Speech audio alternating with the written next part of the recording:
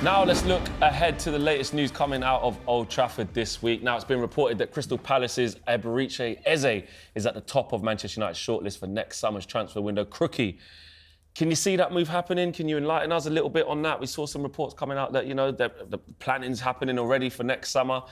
Eze at the top of that list. Yeah, I think he makes sense. I think he ticks the boxes in terms of the profile of player that Ineos are looking to recruit. I think actually it sort of backs up what Dwight was saying there, because I think he's a good player, Eze. I think he made an impact off the bench for England at the Euros. Obviously had a really strong end to the season for Crystal Palace. But is he a player at this moment in time who's going to guarantee that United can challenge for the Premier League title? Probably not. I think they'd be paying for potential, but we know there's a release clause of £68 million that kicks in at the end of this season, so that seems to tick the boxes financially as well. So I think it makes a lot of sense, and he's certainly a player that United are interested in. They'll have rivals, the likes of Tottenham as well, but again, I'm not sure they're necessarily going to get rivals from Liverpool and Manchester City at this moment in time, which again illustrates the point that Dwight was making. About making that step up, Angelina. If we were to sort of go down that route and look at a signing of Eze, is that what the squad needs? Can play off the left, can play as an attacking midfielder, can play off the right, but that's not his main position. How would that impact our squad? Is that something we need? I don't think it's something that we need, to be completely honest, just because you look at that 68 million, and I personally think that we can put that to better use in different areas. You look at attacking midfield, you've got, Bruno Fernandes, Mason Mount. We've still not figured that out as to if they can play together, who could be better in different formations or whatever, different setups. So I feel like we need to figure that out. Yes, he can play out on the left, but is that where he wants to play, or is that just like an option? Because if he doesn't want to play out on the left, why are you buying a player that's going to play in a position that they're not happy? So I think for me, when you weigh that up, I would much rather put £68 million into another striker, potentially, a proven goal scorer. Do we need some more backup in defensive midfield? Do we need, depending on what's going to happen with Marcus Rashford, as much as we all rave about Amad Diallo and Alejandro Garnacho, do we need another winger that does play on the left and wants to play on the left? So for me, I think he's a talented footballer. You can understand why he would be linked, in that he is a talented footballer and can play in one or two positions, but it's not the player that Man United need. It'd be interesting if he did come. Like you said, Ineos' model hasn't been to spend really over £50 million on a player. I know Lenny Yoro was a slight exception with a few add-ons here or there, 52 million quid all in. But to go and spend 68 million on one player, if that's a release clause, that would be interesting to see Ineos sort of pivot from that sort of a year into their reign. I know he's versatile. I think what we can't overlook is maybe what could happen to the squad in the summer. Like, if Mason Mount has a terrible season and is injury-ridden again, there could be certain decisions made for his future.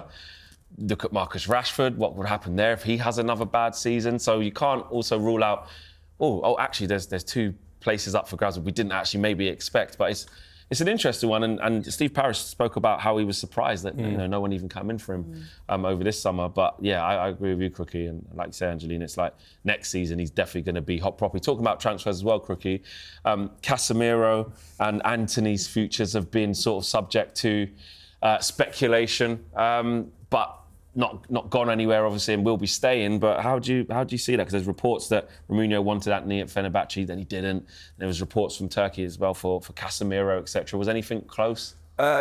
When I first checked out the Antony rumours, they were played down to me, and he doesn't strike me as a Jose Mourinho type player, I have to say.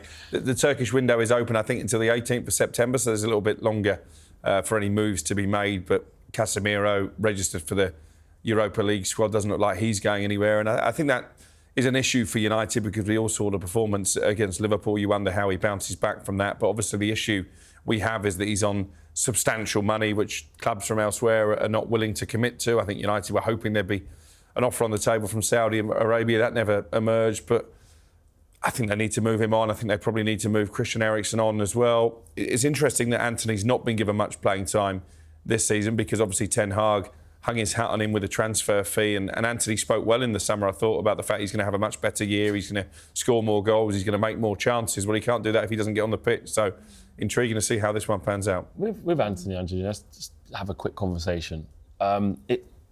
Is there a way where he can resurrect his, ignite it. He probably didn't even get going, really. I say Start it, resurrect, yeah. start Yeah, it, start yeah. I mean, it wasn't bad scoring on his debut against Arsenal, giving it all that, but then after that, not much else. But like, do you think that there's a pathway back? Because it's almost like we talk about our front line and the options available. I don't know how you feel. Like, I forget, like, he's there. Yeah. Like, I feel like he's not close to coming on, really. Definitely nowhere near the starting 11. And if Erik ten Hag himself has lost faith in him, that's a long way back for him, isn't it? And it's kind of like, I would be, if I was him, I'd be annoyed. I'd be like, Ten Hag, you brought me here, you had some faith in me, and now you just kind of dropped me. Thanks for that. But at the same time... Been awful. He's been awful. And like Crookie says, if you're not getting minutes on the pitch, I agree. I thought it was very interesting the way that he was speaking, and he seemed, like his mindset seems great.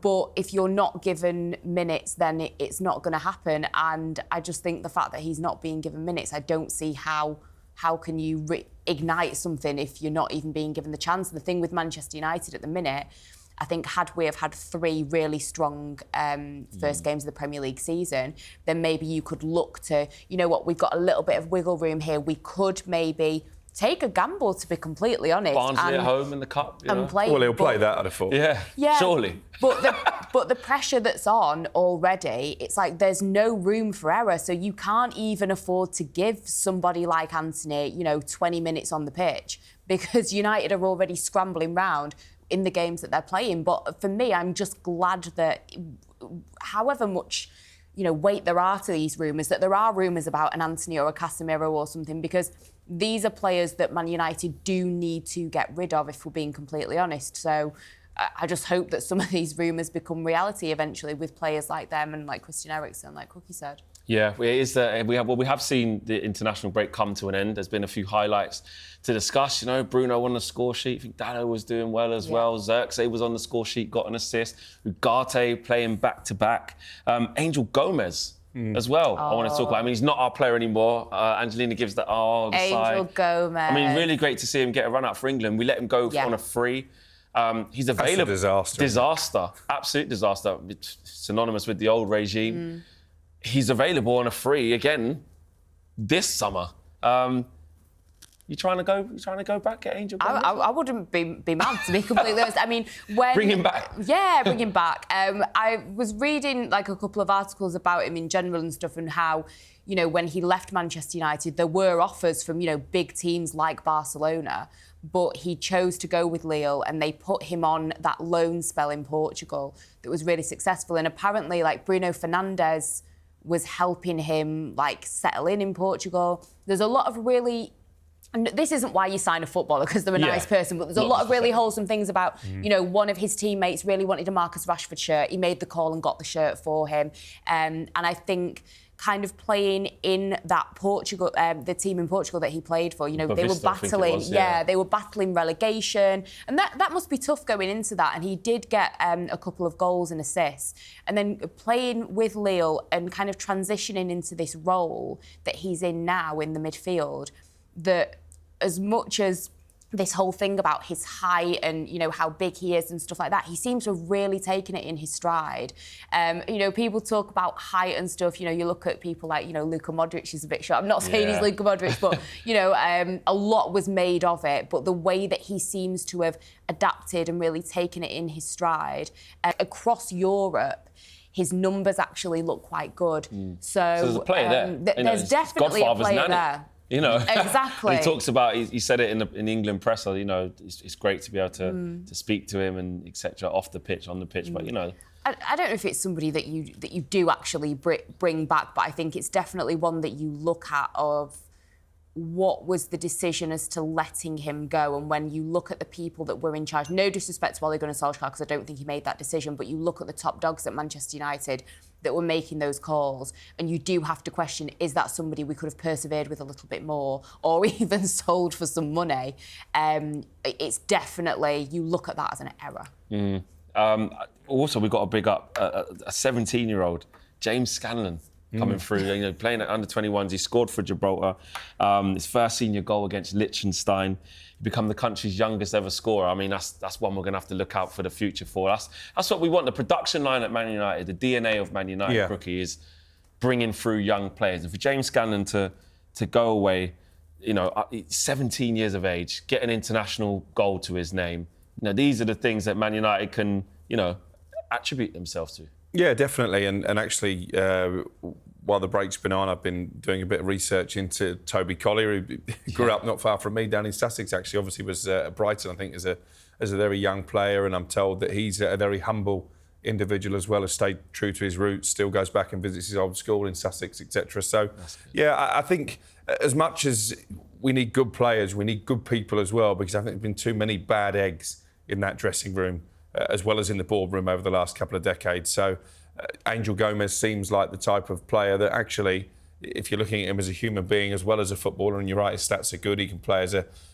attacking midfielder, he can play as that holding midfielder as well, then I think United scouting team should be looking at him. I know other clubs in the Premier League, including Tottenham, are certainly doing their diligence on him. Yeah, and on a free, I mean, he looked good yesterday against Finland in that, like I said, in that deeper role. Played really well. And it is. I remember seeing him, here and there a couple of times, obviously, especially through the under-23s, but under-21, sorry. But he still looks really slight. When you see all the other players, when you see tiny. it on TV, you go, really is tiny. But actually, don't even want to be condescending to him, actually, because to be fair, it's not something that's limited his career and his mentality, the perception early on. He got for being so slight and he's so short. Couldn't care less. I know I'm a good player, and actually, in this day and age, we do get kind of bogged into the physicality and a height, less away from the, and not so much the technical ability of a player. How good is he with the ball at his feet? How can he manipulate it? Well, some of the greatest players we've ever seen, like you said, he's not Modric. Some of the greatest players we've ever seen are very small. But we're not great in this country at nurturing that type of player, are we? I think we do look more at the physical attributes, and to be fair, Lee Carsley highlighted that in the build-up to this game against Finland and said, actually, this is the type of player that as a nation we should be developing and nurturing. Are we all right just sliding past the situation with Matthijs de Ligt? Oh, yes, actually. Being absolutely horrendous. And Virgil van Dijk is very, very soft. I just have to mention, Virgil van Dijk not shaking Xerxes' hand, throwing De Ligt. Yes, De Ligt was terrible. He was terrible. He got hauled off at half-time. But again, Virgil van Dijk's come out and be like, you make these mistakes at the highest level, you get punished. I just thought very salty from Virgil. He's got that in his locker. Threw old Matthijs right under the bus. I mean, do you know what the funny thing about that is, actually?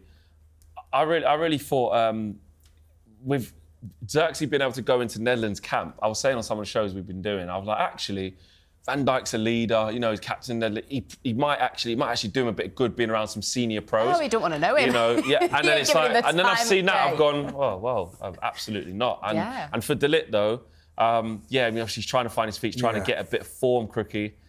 It's not ideal. It's not ideal, is it? No, but it happens. But from a confidence perspective, I thought he started well in the game against Liverpool. Very well. But then he sort of faded away as the team did, and then he goes away for his country, makes an absolute howler, gets hauled off at half-time, and I think Ronald Koeman admitted that he took him off for his own good, much like Ten Hag did with Casemiro. Sometimes you need that. He's going to need a bounce back, because let's be honest, when you're a Manchester United player, those type of errors and those mistakes get highlighted more. There's no question about that. So he's got to prove now that he's got the minerals to bounce back. Would that alter your thinking for the Southampton game?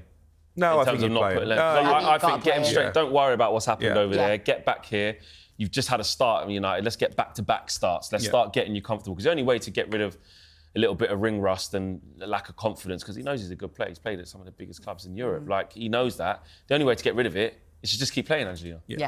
Yeah, 100%. I feel like you have to really separate those situations. Whatever's happened with his national team is something completely different.